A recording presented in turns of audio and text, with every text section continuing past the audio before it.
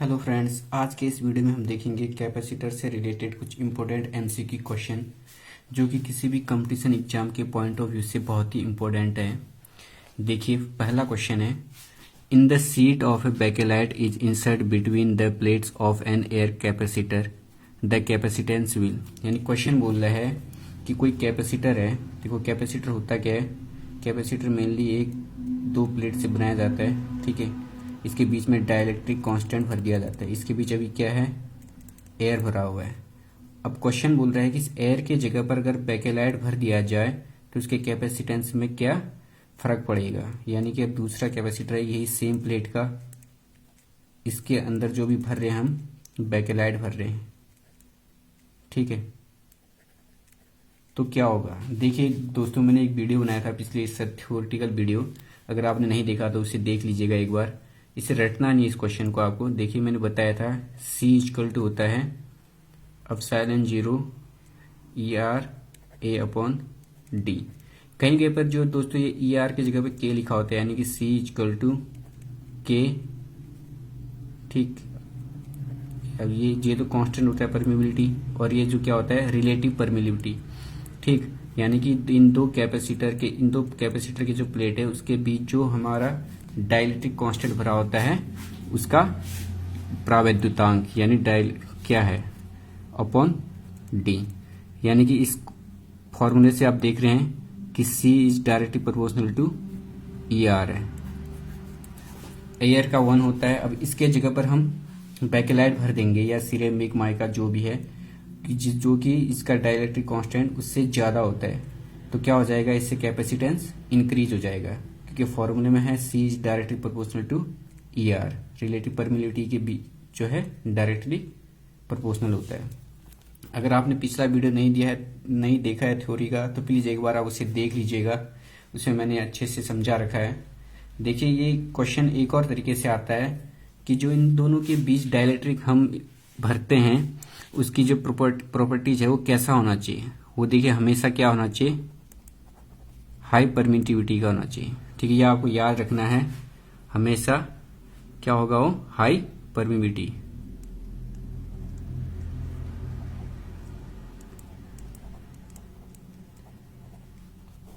ये भी क्वेश्चन आता है कि जो हम डाइलेक्ट्रिक कांस्टेंट हम जो भरते हैं उसका माध्यम कैसा होना चाहिए? हमेशा हाई परमिटिविटी का होगा। जितना हाई होगा उतना ही उसका कैपेसिटेंस हाई होगा, क्योंकि फॉर्मूला आपको पता है, C is directly proportional to ER।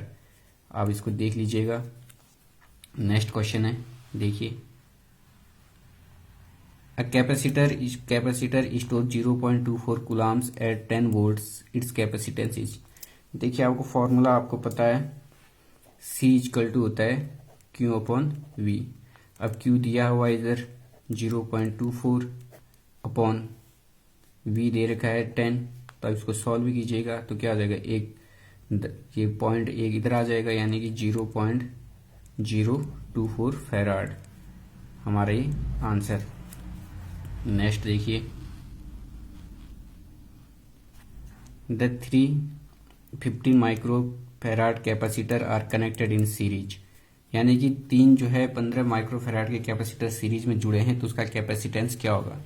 देखिए, कैपेसिटर का सीरीज और पैरेलल जो फॉर्मूला होता है वो रजिस्टर के जस्ट अपोजिट होता है। यानी कि अगर सीरीज में जुड़ा हो, सीरीज में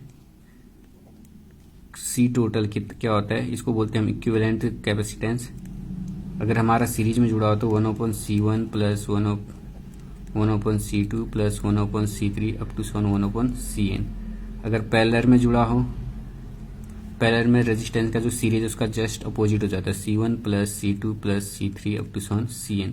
तो इससे आप सॉल्व भी कीजिएगा तो ये आ जाएगा 5 माइक्रो फैराड, ठीक। आप इसे ज़्यादा से ज़्यादा प्रैक्टिस कीजिएगा सीरीज और पैरेलल के क्वेश्चन को, तो उससे और ज़्यादा आपको क्लियर हो जाएगा। इसे आप सॉल्व भी कीजिएगा 1/15 प्लस 1/15 प्लस 1/15, तो यह आ जाएगा आपका